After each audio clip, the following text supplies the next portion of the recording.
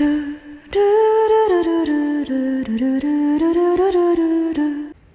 Everyone, आज की class में हम बात कर रहे होंगे धातु एवं अधातु के पार्ट 2 के बारे में। ठीक है, ये चैप्टर 3 है साइंस का, क्लास 10th का। ठीक है, इससे पहले वाले पार्ट में हम पढ़ चुके हैं धातु और अधातु के बारे में तथा उनके भौतिक गुणधर्मों के बारे में। इस चैप्टर में, इस वीडियो में हम पढ़ेंगे उनके रासायनिक गुणधर्म के बारे में, मतलब वो रसायन के रूप में कैसे काम करते हैं। सबसे पहला आता है वायु के साथ अभिक्रिया। वायु के साथ अभिक्रिया से मतलब क्या है, जब भी हम धातु को किसी वायु के साथ अभिक्रिया कराएंगे तो होगा क्या, वायु से मतलब है एक तरह से ऑक्सीजन, तो धातु प्लस ऑक्सीजन बनाएगा क्या, ये बनाएगा धातु ऑक्साइड। ठीक है, क्या बनाएगा, धातु ऑक्साइड। जैसे कि एग्जांपल में ले सकते हैं हमने लिया सोडियम और साथ में ऑक्सीजन लिया O2, तो क्या बनाइए Na2O, ये बना सोडियम ऑक्साइड। सेम वे अगर हम कैल्शियम को बनाएं और O2 Ca2O, calcium oxide, sorry CaO होगा ये। ठीक है, कैल्शियम ऑक्साइड कह सकते हैं इसे, इसी तरीके से। ठीक है, और कुछ होते हैं जैसे जो हमारा पोटेशियम होता है और क्या कहते हैं सोडियम होता है, ये ना बहुत ज़्यादा रिएक्टिव होते हैं, मतलब इनकी क्रिया बहुत होती है, क्रियाशील बहुत होते हैं। तो इन्हें ना केरोसिन ऑयल के अंदर डुबा के रखा जाता है, क्योंकि अगर जैसे ये एयर के कांटेक्ट में आते हैं ना, ये आग पकड़ लेते हैं, जलने लग जाते हैं। ठीक है, कौन कौन, हमारे पोटेशियम और सोडियम। ठीक है, अब हम देखते हैं जल के साथ अभिक्रिया। जल के साथ अभिक्रिया में 2 चरण है, स्टेप 1 है पहला वाला और स्टेप 2 है। अब इन दोनों को कंबाइन करके एक स्टेप बना लेंगे। ठीक है, पहला है जल के साथ अभिक्रिया में, जब धातु को जल के साथ अभिक्रिया करेंगे तो धातु ऑक्साइड बनेगा और साथ में हाइड्रोजन गैस निकलेगी। धातु ऑक्साइड को जल से ऑक्साइड दोबारा करेंगे तो धातु हाइड्रो ऑक्साइड बन जाएगा। ठीक है, अब हम देखते हैं जैसे कि इन दोनों को फाइनल कर लेंगे। अगर ऐसे कर सकते हैं कि धातु प्लस जल क्या बनेगा, धातु हाइड्रोक्साइड, हाइड्रोक्साइड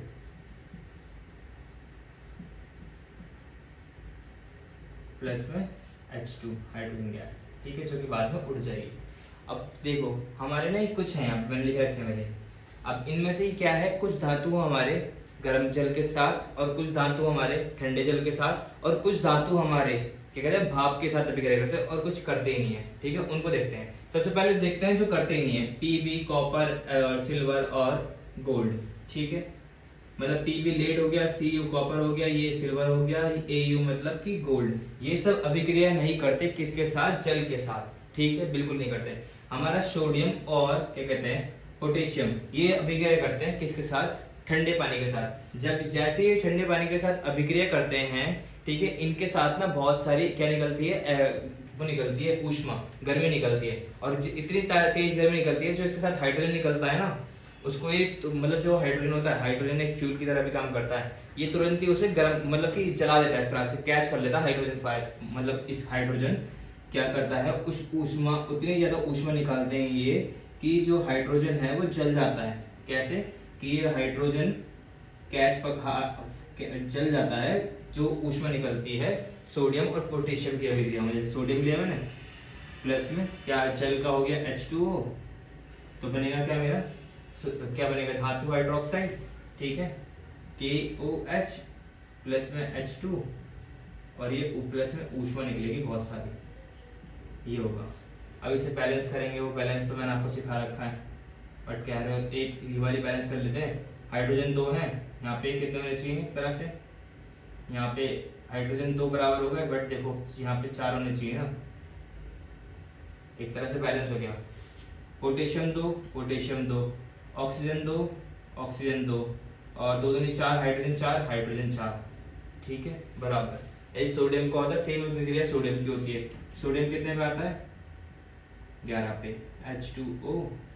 ठीक है, NaOH प्लस में H2 प्लस में ऊष्मा। ठीक है, ये दोनों होते हैं, मतलब इतनी ज्यादा फायर निकलती है, मतलब हीट निकलती है कि हाइड्रोजन तुरंत कैच कर लेता है फायर को। बट जो कैल्शियम होता है ना, कैल्शियम के साथ ये वाला सीन नहीं होता, उसका हाइड्रोजन नहीं जल पाता क्योंकि उसमें इतनी ज्यादा फूल नहीं पकड़ती। और जो ये है ना, एक तरह से हाइड्रोजन के बुलबुले चिपक जाते हैं, कैल्शियम जो है तो वो सरफेस पे तैरने लग जाता है। ठीक है, एक तरह से लिक्विड में हो रहा है सब चीजें। एल्युमिनियम, आयरन और जिंक, ये तीनों हमारे ऐसे हैं, मतलब इससे पहले एक और देख लेते हैं मैग्नीशियम।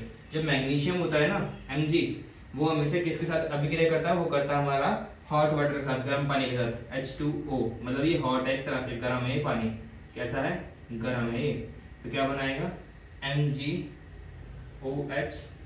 ट्वाइस प्लस में H2, ठीक है।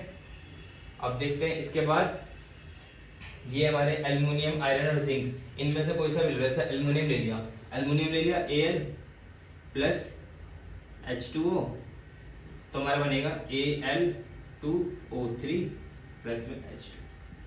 अब बोल लोगे भैया यहाँ पे तो वो नहीं बनाया, एल्युमिनियम हाइड्रोक्साइड, OH क्यों नहीं करा, ये इसकी वजह से नहीं करा क्योंकि जब जो भी एल्युमिनियम, आयरन और जिंक जब भी स्टीम मतलब कि भाप के साथ अभिक्रिया करते हैं, भाप के साथ अभिक्रिया करते हैं, तो वो हाइड्रोक्साइड नहीं बनाते, वो ऑक्साइड बनाते हैं, सिर्फ मेटल ऑक्साइड मतलब धातु ऑक्साइड बनाते हैं, ठीक है। हमने क्या क्या पढ़ा, हमने ये पढ़ा ऑक्सीजन के साथ अभिक्रिया, इसके बाद हमने पढ़ा कि ये चारों होते हैं अभिक्रिया नहीं करते, ठीक है। इसके बाद ये दोनों होते हैं ठंडे जल के साथ करते हैं, साथ में ये भी करता है बट इसका थोड़ा सा केस अलग है। फिर एल्युमिनियम, आयरन और जिंक स्टीम के भाप के साथ करते हैं, मैग्नीशियम है वो गर्म पानी के साथ करता है। इसके बाद देखते हैं आगे की अभिक्रियाएं, चलिए चलते हैं। अब हम देखते हैं अभिक्रियाओं को, धातुओं की तनु अमल के साथ अभिक्रिया, ठीक है। तनु अमल और साथ अमल क्या होता है, मैंने आपको चैप्टर सेकंड में रखा, वहां जाके देख लीजिए, ठीक है। तनु अमल के साथ अभिक्रिया, तनु अमल के एग्जांपल होते हैं 3, HCl और H2SO4 और HNO3। हम लेंगे HCl को, ठीक है। धातु की अभिक्रिया करेंगे तनु अमल के साथ, सोडियम हो गया धातु, और तनु अमल HCl, हमारा फॉर्म क्या होगा, लवण NaCl और हाइड्रोजन गैस बाहर आ गई। दोबारा से लेते हैं, मैग्नीशियम ले लिया, HCl ले लिया, ठीक है, बनेगा क्या MgCl2 प्लस में H2, ठीक है। एल्युमिनियम ले लो यार, लो HCl और क्या बना AlCl3 प्लस में H2। अब ये मैं सोचना ये 2 इसमें क्यों आ रहा है, इसमें 3 क्यों आ रहा है, ये आ रहा है, ये इसकी वजह से आ रहा है क्योंकि ये इसके ऊपर +1 चार्ज होता है, इसके ऊपर +2 होता है, इसके ऊपर +3 होता है।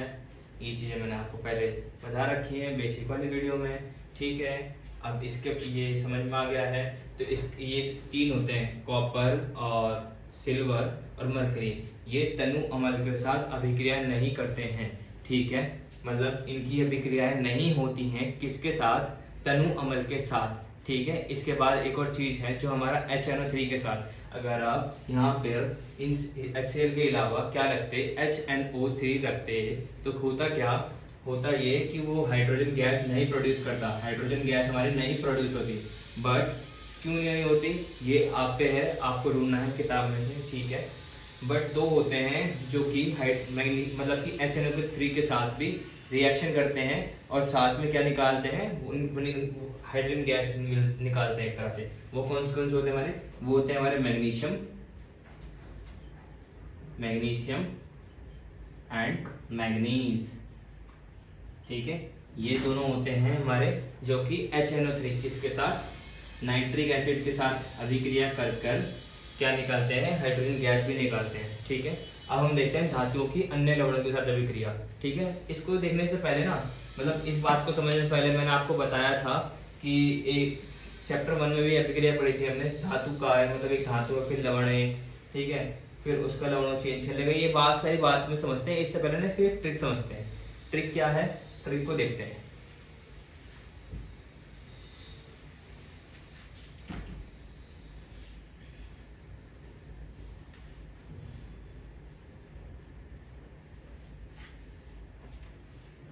ट्रिक है हमारी, इससे क्या होगा, हम अब याद क्या कर रहे हैं, हम कर रहे हैं सक्रियता श्रेणी।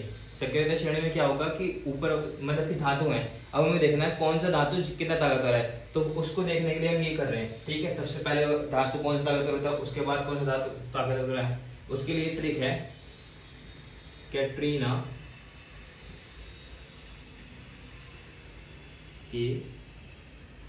कैटरीना ने कार मांगी, ऑल्टो, जैन, फरारी, फिर भी क्यों मिली, फिर भी क्यों मिली सिल्वर ऑडी। ठीक है, अब इसमें मतलब क्या है, इस ट्रिक मतलब ये सब लिखा क्यों है, ये ना हमने सेकेंडरी स्टडी को याद करने के लिए ट्रिक है। क्या है, कैटरीना से हमारा क्या हो गया, ठीक है, कैटरीना से हमारा होगा के पोटेशियम, एन से हो गया ना सोडियम, सी से हो गया कैल्शियम, मांगी से Mg मैग्नीशियम, अल्टो से एल्युमिनियम, जेन से जिंक, फरारी से आयरन, फिर भी से Pb लेड। क्यों, क्यों मतलब क्यों किसका साउंड दे रहा है, क्यों Cu का भी साउंड दे रहा है एक तरह से, तो कॉपर। ठीक है, मिली, मिली से M से देखेंगे तो मरकरी, और मरकरी का साइन क्या होता है Hg। ठीक है, सिल्वर, सिल्वर का Ag, और ऑडी में Au तो लिखा ही है, Au मतलब सिल्वर।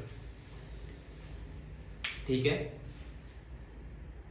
कहने का मतलब क्या है कि अगर हमें संकेत श्रेणी याद करनी है तो उसके लिए ट्रिक है।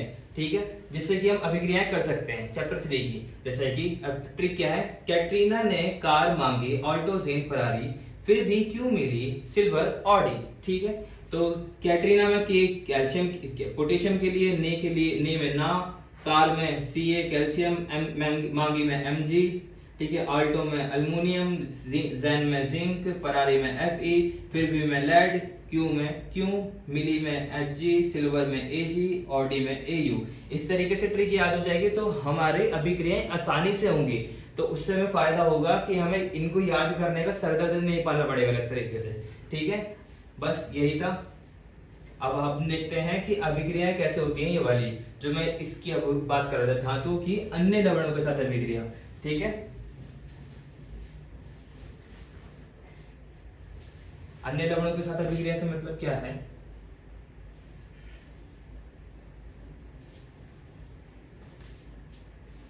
धातु ले लिया था इसमें से के, सपोज करो मांगी Mg वाली ले ली। ठीक है, अगर ये ताकतवर है मतलब अधिक क्रियाशील, मतलब इसमें क्या होगा, अधिक क्रियाशील उससे कम क्रियाशील तत्व को उसके यौगिक से हटा देगी, उसके लवण से हटा देगी। जैसे मैग्नीशियम है, और ठीक है मैग्नीशियम ले लिया, नहीं मतलब कि यहाँ पे क्या है, सोडियम ले लिया मैंने यहाँ पे, और यहाँ पे ले लिया मैग्नीशियम क्लोराइड। ठीक है, तो एक तरह सॉल्ट हो गए, क्योंकि इसमें ना HC वो है, मतलब समझ गए तुम क्या कहना चाह रहा हूँ मैं, ना H+ आयन है ना OH- आयन है, ना एसिड है ना बेस है, तो सॉल्ट टाइप का से। ठीक है, तो ये क्या करेगा, ये देखो सोडियम किस पे आ रहा है, दूसरे नंबर पे आ रहा है, इसके मुकाबले में बड़ा है, मतलब कि ताकतवर है। ठीक है, चौथे नंबर पे आ रहा है, तो मैग्नीशियम को गया चौथे नंबर पे, तो क्या करेगा, इसको रिप्लेस कर देगा, मतलब ये इसके सॉल्ट को जो इसके साथ में चीज आ रही है वो छीन लेगा, क्या बना देगा NaCl, और साथ में मैग्नीशियम को अलग दूर फेंक देगा। बैलेंस नहीं है, बैलेंस कर लेंगे उस हिसाब से। ठीक है, ये होता है। और जैसे एक और करके देख लेते हैं, एल्युमिनियम ले लिया।